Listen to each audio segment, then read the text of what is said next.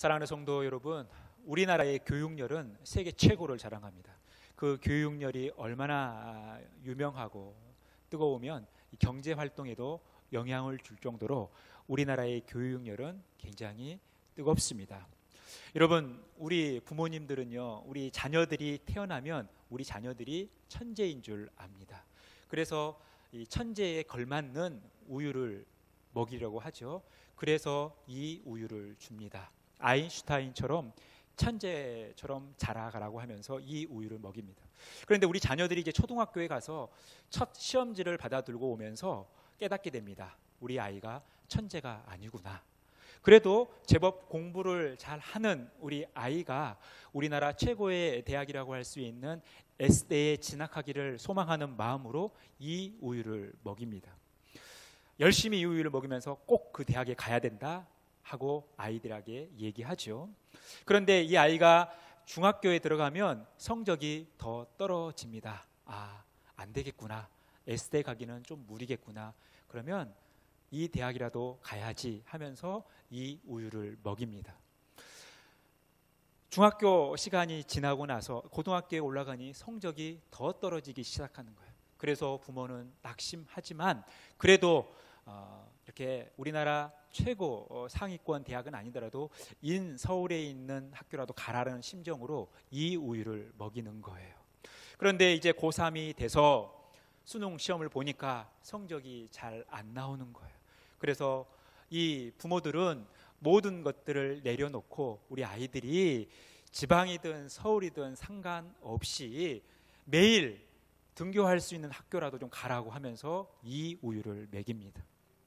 그런데 시간이 지나면 이것마저도 여의치 않으니까 이제 모든 것을 포기하고 아이들에게 그런 소망을 갖습니다.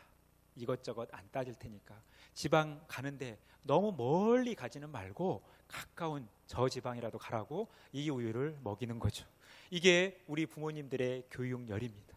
세계적으로 유명한 교육열인 것이죠. 여러분, 왜 우리 부모님들이 우리 아이들을 공부를 이렇게 많이 시키고 좋은 대학에 가기를 원하고 또 좋은 곳에 취직하기를 원합니까?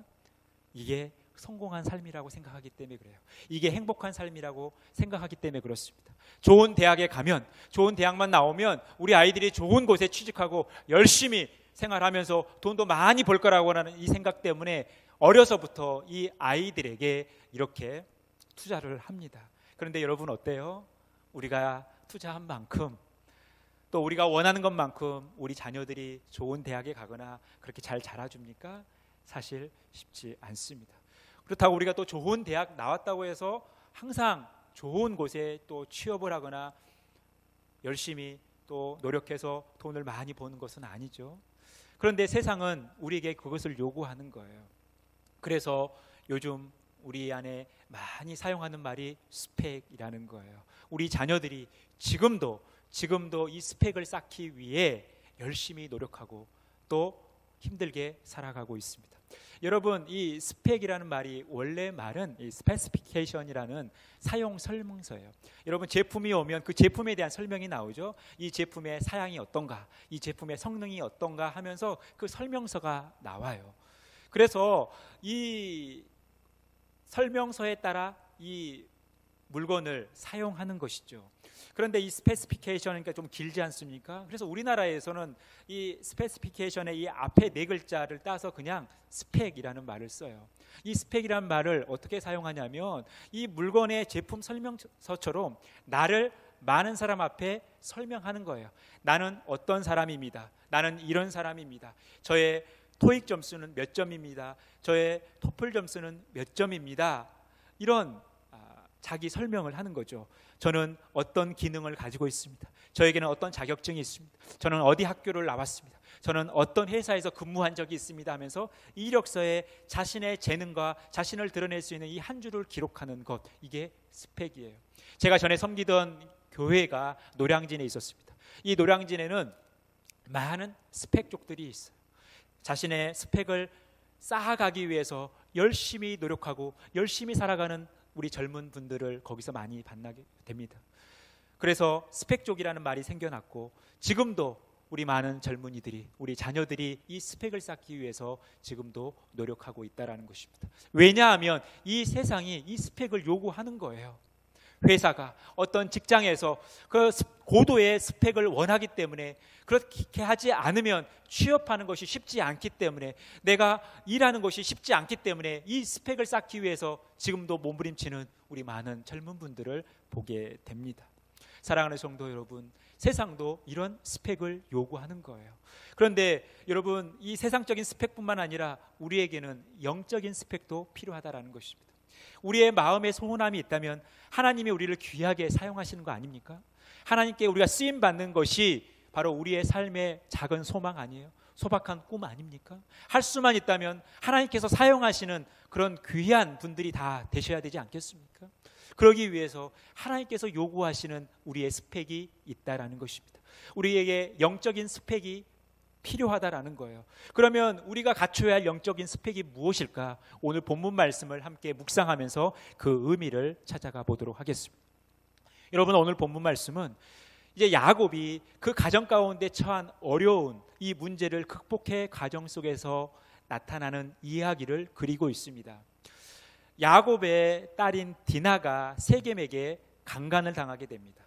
그러니 누이가 강간을 당했다는 이 소식을 듣고 나서 야곱의 둘째와 셋째 아들인 시몬과 레이가 열받는 거죠.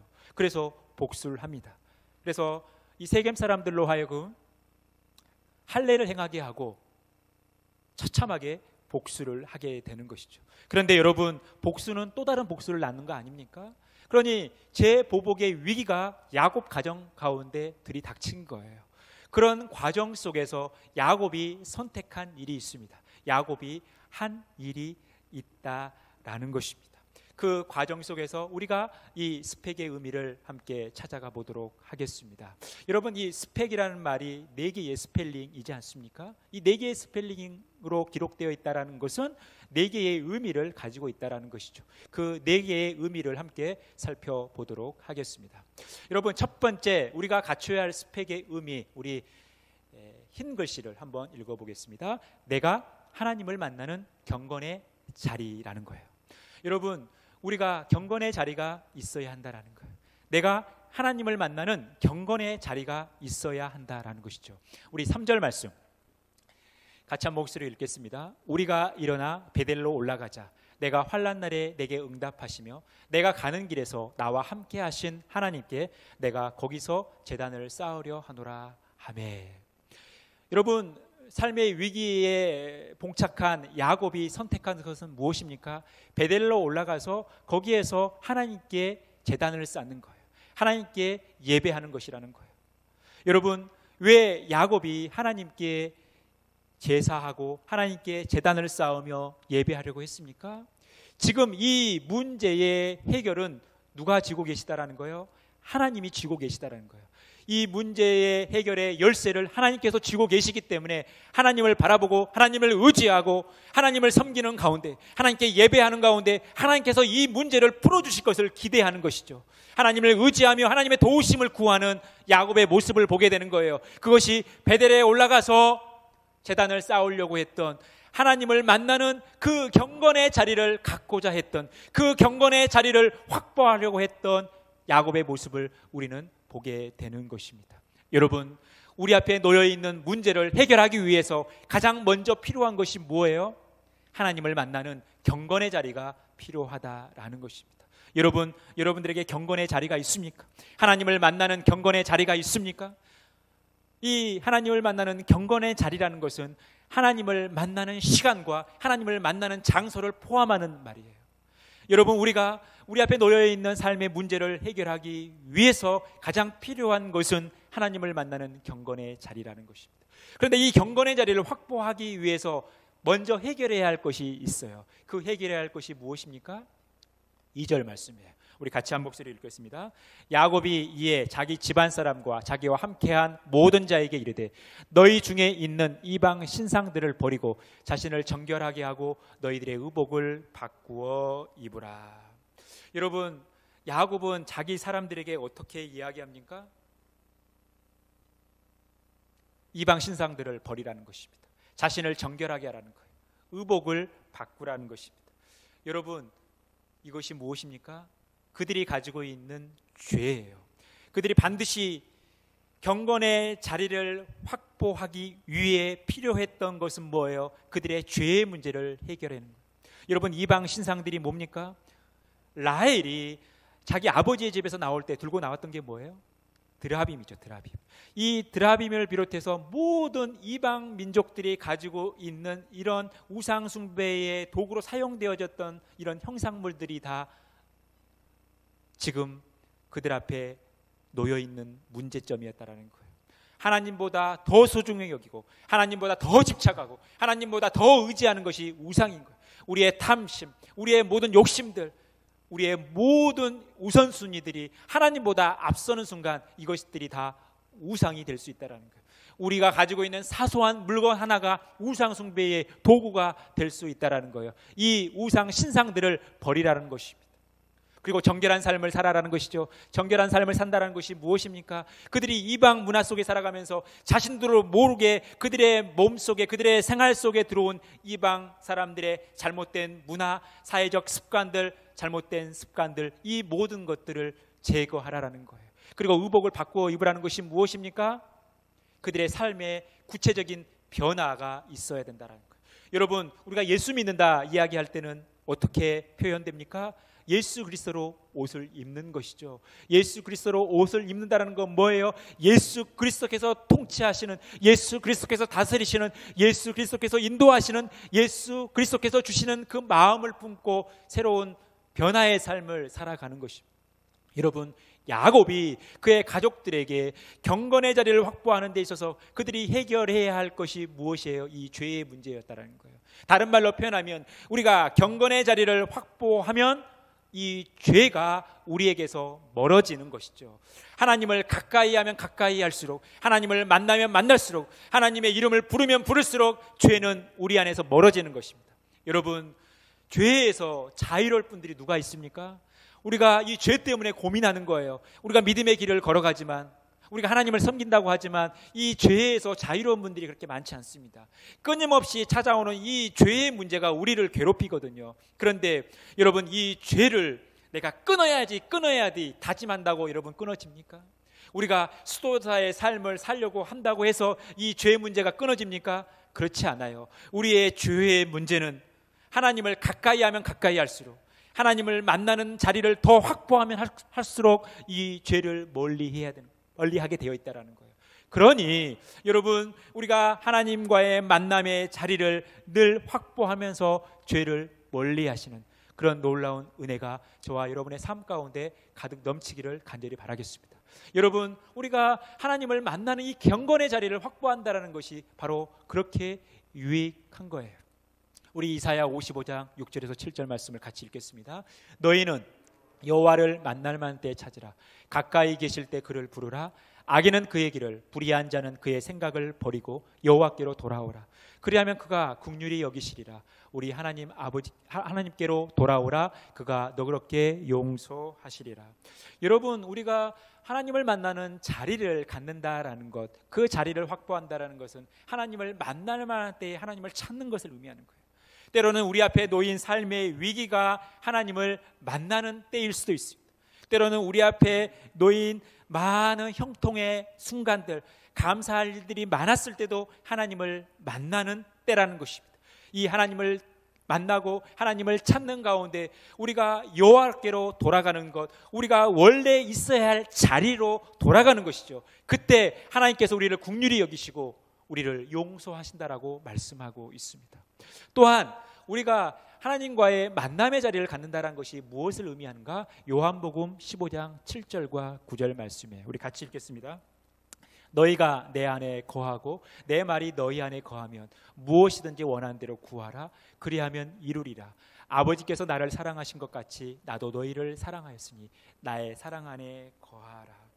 여러분, 우리가 하나님과의 만남의 장소, 하나님과의 경건의 시간, 경건의 장소를 확보한다는 것은 늘 주님 안에 거하는 삶을 살아가는 거예요.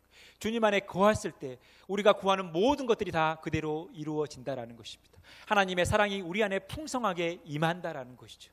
날마다 하나님과 만나는 그 경건의 자리를 확보해 가시는, 그 경건의 자리를 늘 갖고 살아가시는 저와 여러분의 복된 삶이 되어지기를 간절히 바라겠습니다.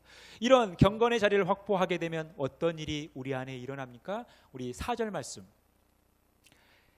같이 읽겠습니다. 그들이 자기 손에 있는 모든 이방 신상들과 자기 귀에 있는 귀고리들을 야곱에게 주는지라. 야곱이 그것들을 세겜 근처 상수리 나무 아래에 묻고.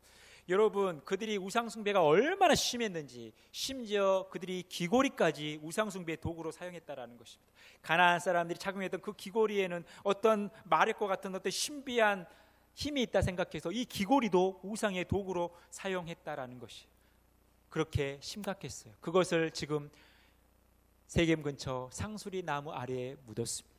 여러분, 그들의 우상 도구로 사용했던 것들을 이제 버렸다라는 것이죠.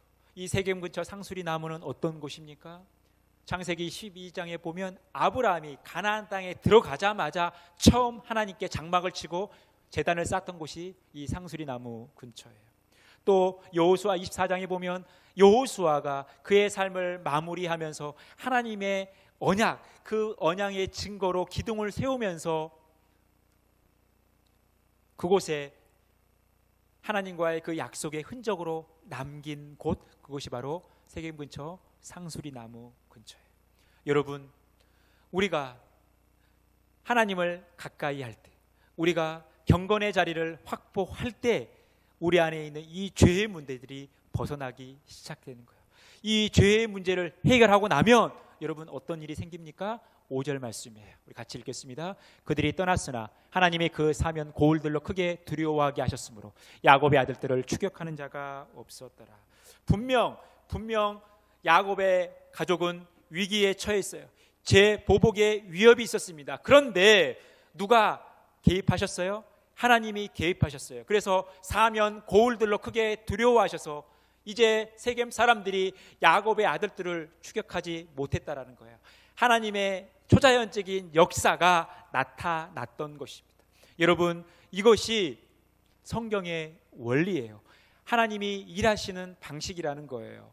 우리가 깨끗하게 되었을 때, 우리가 죄로부터 멀어졌을 때, 우리가 죄로부터 정결하게 되었을 때 하나님께서 일하시는 거예요. 우리가 깨끗할 때 하나님께서 우리를 사용하시는 거예요. 여러분, 우리가 그래서 필요한 것이 우리의 깨끗한 삶, 우리가 그 깨끗한 삶을 위해서 필요한 것이 하나님을 만나는 경건의 자리라는 것입니다. 사랑하는 성도 여러분, 우리가 하나님을 만나는 경건의 자리를 가져야 한다라는 거예요. 하나님을 만나는 경건의 자리를 늘 확보하셔야 한다라는 것입니다. 여러분, 하나님께서 우리를 만나 주시기 원하는 그 때와 또 시간이 우리에게 있는 거예요. 또 우리에게 그런 장소를 하나님은 우리에게 원하신다라는 거예요. 날마다 이것을 확보하시기를 바라겠습니다. 늘 하나님께 묻고 하나님께 응답받는 그런 놀라운 역사가 우리의 삶 가운데 가득 넘치기를 간절히 바라겠습니다. 다윗은 늘 이 하나님과의 만남의 자리를 가졌던 거예요. 그가 왕으로 있었지만 전쟁을 누비는 가운데서도 늘 하나님을 찾는 삶을 살았다라는 거예요. 여러분, 다니엘의 경우는 나라를 잃고 이방 땅에 살아가면서도 늘 시간을 정하고 창문을 열고 예루살렘을 향하여 기도하는 시간들을 잊지 않았던 거예요. 늘 그에게는 경건의 자리가 있었습니다. 우리 예수님도 마찬가지예요. 사역 때문에 얼마나 바빴습니까? 얼마나 예수님을 찾는 이들이, 예수님을 따르는 이들이 많았습니까? 그럼에도 불구하고 그 분주함 가운데서도 예수님께서 꼭 하셨던 것은 뭐예요? 한적한 곳에서 하나님께 기도하는 시간, 그 경건의 자리를 가졌다라는 것입니다. 사랑하는 성도 여러분, 여러분 바쁘십니까? 숨 쉴 틈이 없을 정도로 바쁘십니까? 여러분, 바쁠수록 우리의 경건의 자리를 확보하셔야 돼요. 우리가 바쁠수록 더 경건한 시간을 가져야 된다는 것입니다. 하나님을 만나고 하나님을 찾고 하나님께 부르짖는 시간을 가져야 한다는 것입니다. 이것이 우리에게 필요한 첫 번째 스펙이에요. 사랑하는 성도 여러분, 여러분들은 하나님을 만나는 경건의 자리를 가지고 계십니까? 이것을 점검하시기 바랍니다. 두 번째, 우리가 갖춰야 할 두 번째 스펙, 바로 약속이에요. 우리 흰 글씨를 함께 읽겠습니다. 내가 의지해야 할 하나님의 약속. 내가 의지해야 할 하나님의 약속을 우리가 가지고 있어야 한다라는 것입니다. 우리 10절 말씀, 12절 말씀까지 같이 읽겠습니다. 하나님이 그에게 이르시되 내 이름이 야곱이지만은 내 이름을 다시는 야곱이라 부르지 않겠고 이스라엘이 내 이름이 되리라 하시고 그가 그의 이름을 이스라엘이라 부르시고 하나님이 그에게 이르시되 나는 전능한 하나님이라 생육하며 번성하라 한 백성과 백성들의 총회가 내게서 나오고 왕들이 내 허리에서 나오리라. 내가 아브라함과 이삭에게 준 땅을 내게 주고 내가 내 후손에게도 그 땅을 주리라 하시고 하나님께서 약속을 재확인해 주셨어요. 베델에 가서 하나님께 제단을 쌓을 때 하나님께서 이미 야곱에게 먼저 하셨던 그 약속, 야복 강가에서 하셨던 그 약속을 그대로 재확인시켜 주시는 거예요. 이제 너의 이름이 야곱이 아니라 이스라엘로 산다라는 것이죠. 그리고 너의 허리에서 많은 후손들이 나오고 또 거기에서 많은 왕들이 나올 것이라는 거예요. 그리고 후손들에게 하나님께서 약속하신 그 약속의 땅을 주시겠다라는 거예요. 여러분, 야곱의 인생은 어떤 인생입니까? 하나님의 약속을 주고받는 인생이에요. 여러분, 하나님께서 야곱의 삶을 이제 바꿔 가시는 거예요. 원래 야곱이 어떤 이름을 가지고 있습니까? 발 뒤꿈치를 잡는 자예요. 속이는 자예요. 거짓말하는 자예요. 도둑질하는 자예요. 그런데 이스라엘로 이름을 바꿔주십니다. 이스라엘이라는 이름의 뜻이 무엇입니까? 하나님의 도움으로 싸워 이기는 자의 뜻을 가지고 있어요.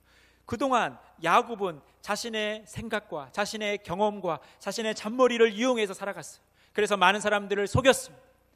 그런데 정말 삶의 위기 앞에 놓였을 때 자신의 힘으로, 자신의 의지대로, 자신의 경험대로, 자신들의 머리로 아무것도 할 수 없다라는 것을 깨닫게 될 때 하나님께서 야곱의 삶 가운데 개입하셔서 이제 너는 네 힘으로 살아가는 것이 아니라 나의 도움으로 살아가는 존재가 되어야 한다라고 말씀하셨던 거예요. 여러분, 야곱의 삶은 이제 하나님께서 빚으시는 새로운 삶, 그 비전, 그 약속이 그에게 있었던 것입니다. 그가 의지해야 할 이 하나님의 약속이 있었던 거예요. 여러분, 우리의 인생은 무엇이 이끌어갑니까? 비전이 이끌어가는 거예요.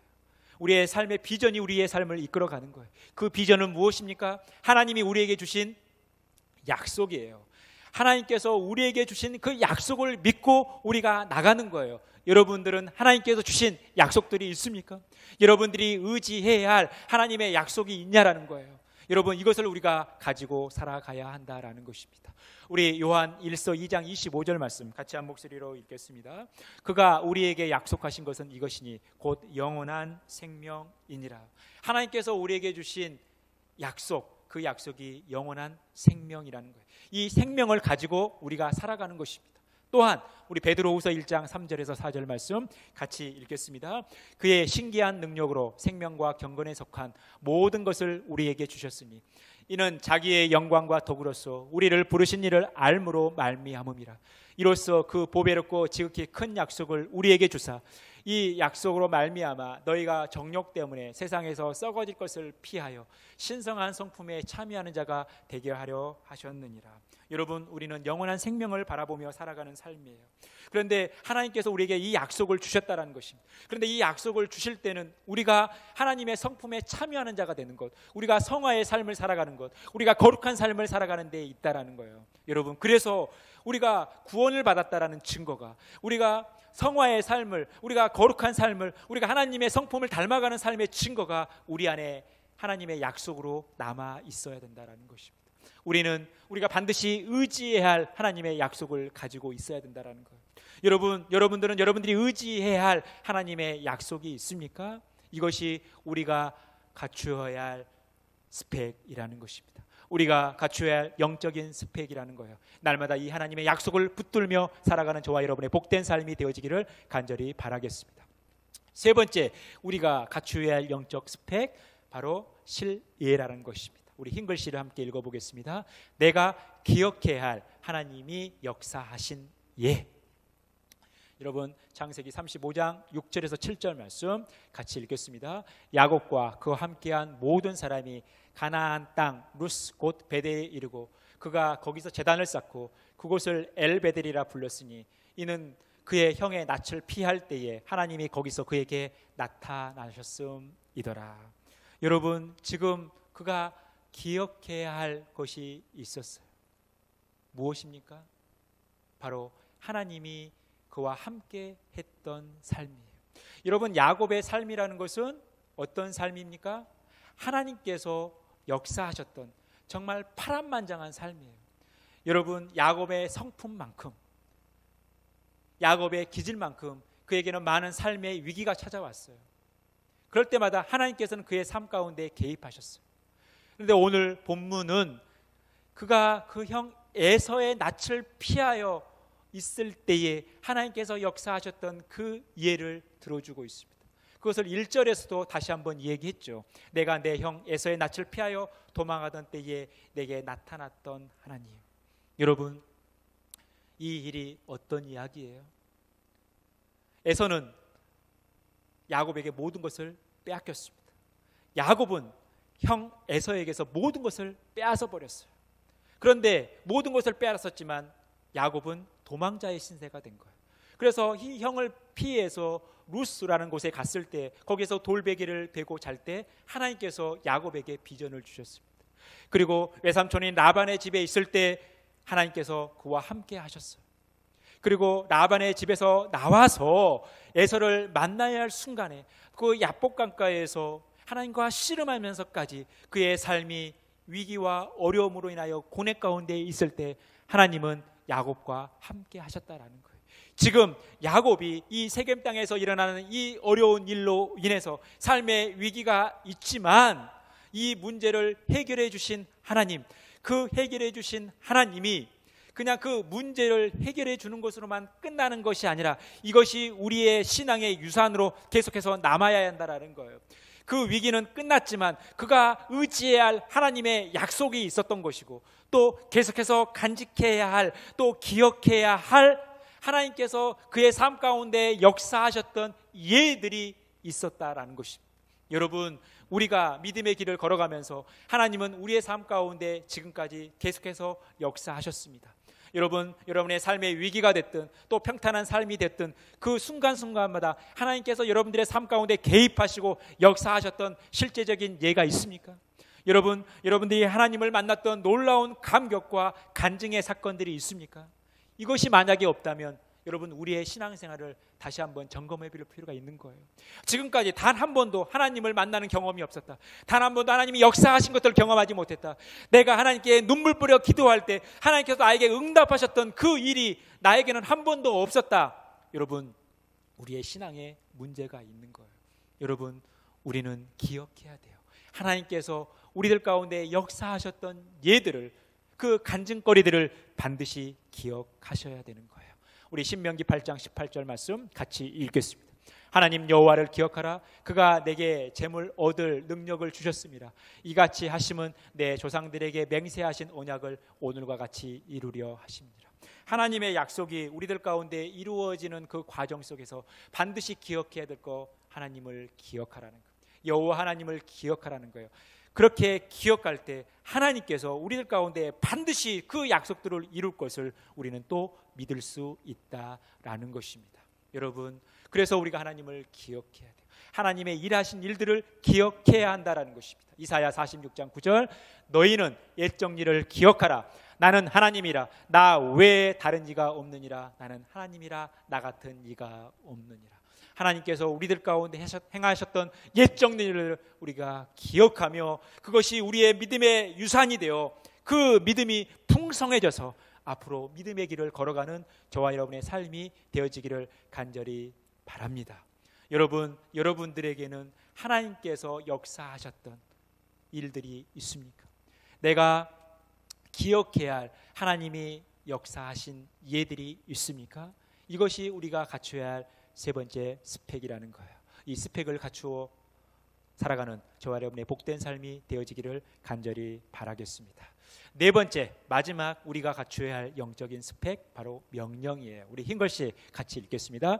내가 순종해야 할 하나님의 명령이 있어야 된다는 거예요. 여러분, 내가 순종해야 할 하나님의 명령이 있는가를 여러분 점검하시라는 거예요. 우리 1절 말씀 같이 읽겠습니다.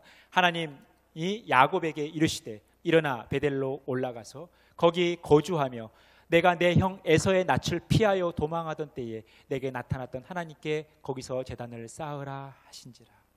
야곱은 이제 자신에게 닥친, 자신의 가족 가운데 닥친 그 위기를 극복하기 위해서 가장 먼저 해야 할 것이 무엇인지를 알았죠. 하나님께 제단을 쌓아야 되겠다, 하나님을 의지해야 되겠다, 하나님께 도움을 구해야 되겠다라고 생각을 했던 거예요. 그런데 이 야곱의 행위보다 먼저 앞서 선행된 것이 있어요. 그게 뭐예요? 하나님의 명령이에요. 하나님께서 이미 너 베델로 올라가서 이제 거기에서 거주하면서 나에게 제사하라는 거예요. 내가 지금까지 너에게 약속을 주고 너의 삶을 지키고 인도했던 이 일들을 기억하며 하나님께 제단을 쌓아라는 거예요. 이미 하나님께서 명령하신 대로 그대로 순종했다라는 것입니다. 야곱의 행위가 우선이 아니라 하나님의 명령이 우선이었다라는 거예요. 그래서 우리는 늘 하나님의 명령을 들어야 된다라는 것입니다. 하나님의 명령이 있고 우리가 그대로 순종하는 거예요. 여러분, 이것은 성경의 형통과 복의 일정한 패턴이에요. 하나님의 명령 그리고 우리의 순종, 이것이 복받는 비결이라는 것입니다. 우리의 삶의 원리라는 거예요. 그래서 우리가 움직이기 전, 우리가 생각하기 전, 우리가 결정하기 전 하나님의 명령을 기다려야 한다는 것입니다. 여러분, 하나님의 명령 없이 우리가 먼저 움직이고 우리가 먼저 행한다는 것은요, 우리가 하나님 앞에 온전한 모습이 아니라는 것입니다. 늘 하나님의 명령을 기다려야 되는 거예요. 우리가 순종해야 할 명령이 있는지를 늘 점검하셔야 돼요. 하나님의 말씀에 귀를 기울이고 하나님께서 나에게 들려주시는 음성이 무엇인가, 나에게 원하시는 명령이 무엇인가를 늘 귀 기울이는 그런 삶을 살아가야 하는 것입니다. 여러분, 민수기 14장에 보면 이제 정탐꾼들이 가나안 땅에 정탐을 하고 돌아오죠.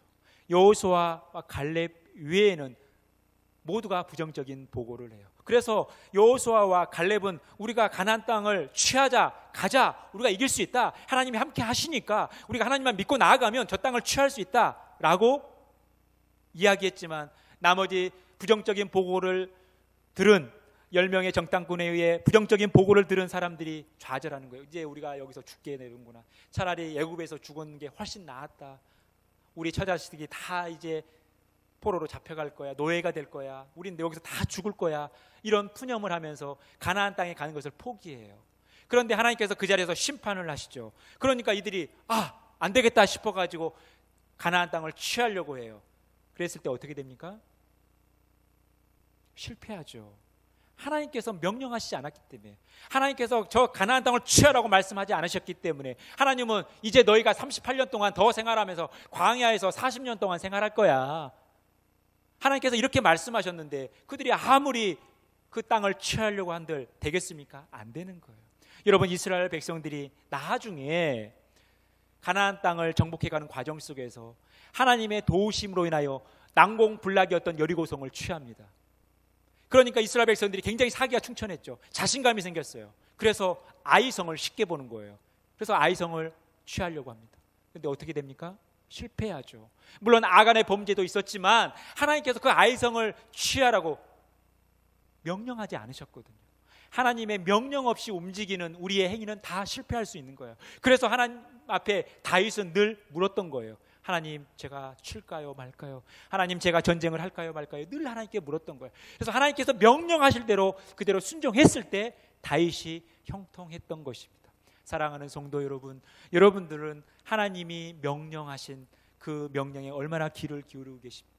우리가 반드시 순종해야 할 하나님의 명령이 여러분들에게는 있습니까? 이것을 점검하시라는 거예요. 우리 디모데전서 6장 14절 말씀 같이 한 목소리로 읽겠습니다. 우리 주 예수 그리스도께서 나타나실 때까지 흠도 없고 책망받을 것도 없이 이 명령을 지키라. 여러분, 우리가 하나님의 명령을 지키며 예수 그리스도의 명령을 지키며 살아가야 하는 것입니다. 여러분들은 여러분들이 순종해야 할 하나님의 명령이 있습니까? 이것을 점검하시라는 거예요. 여러분들에게 퀴즈를 하나 내겠습니다.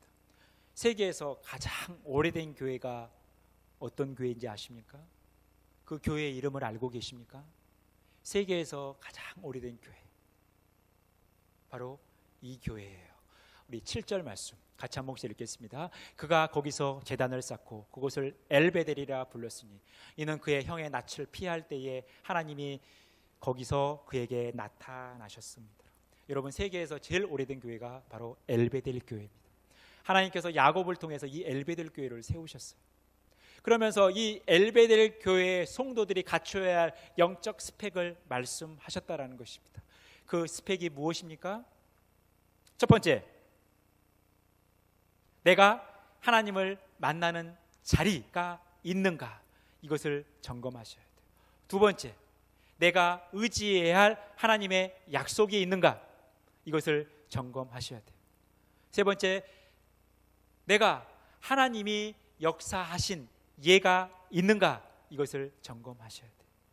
마지막 네 번째, 내가 순종해야 할 하나님의 명령이 있는가, 이것을 점검하셔야 돼요.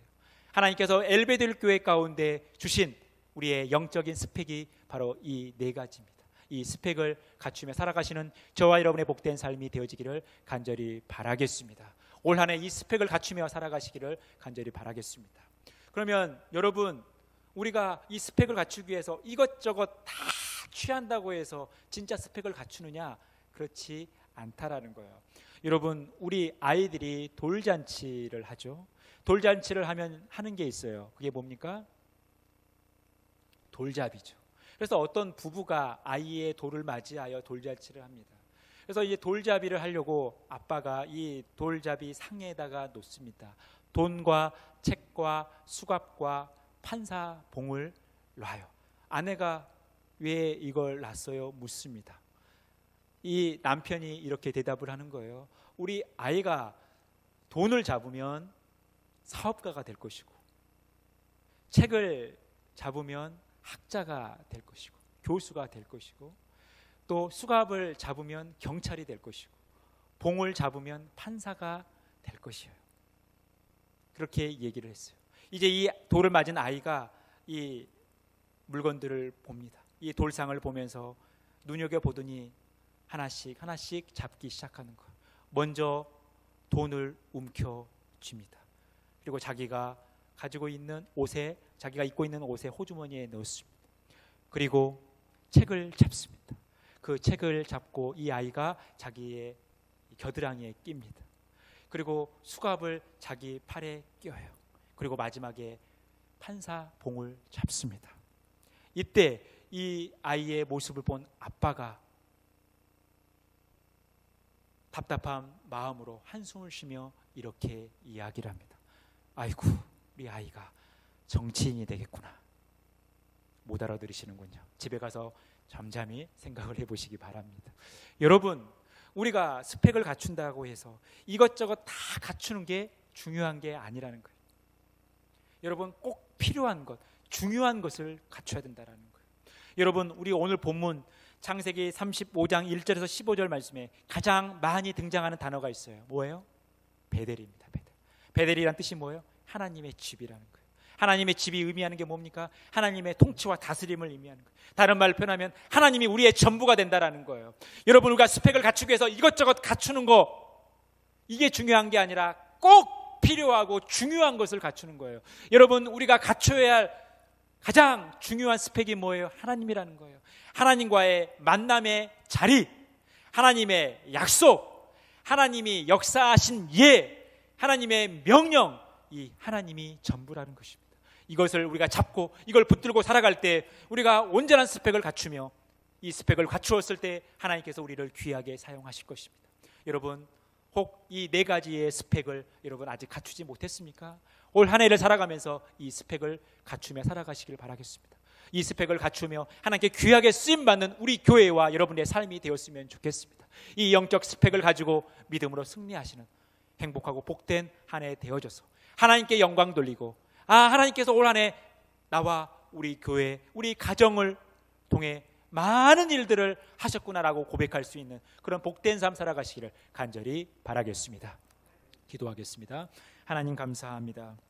우리가 하나님께서 우리에게 원하시는 경건의 자리와 또 우리가 의지해야 할 하나님의 약속과 우리가 기억해야 할 하나님이 역사하신 예와 우리가 순종해야 할 하나님의 명령을 가지고 이 온전한 스펙을 가지고 하나님께 귀하게 쓰임받는 저와 여러분의 복된 삶이 될 수 있도록 역사하여 주옵소서. 하나님께서 오늘도 우리의 삶을 선하게 인도하여 주시며 하나님의 은혜와 말씀이 우리의 삶 가운데 가득 넘치게 하옵소서. 모든 말씀을 거룩하신 예수님의 이름으로 기도합니다. 아멘.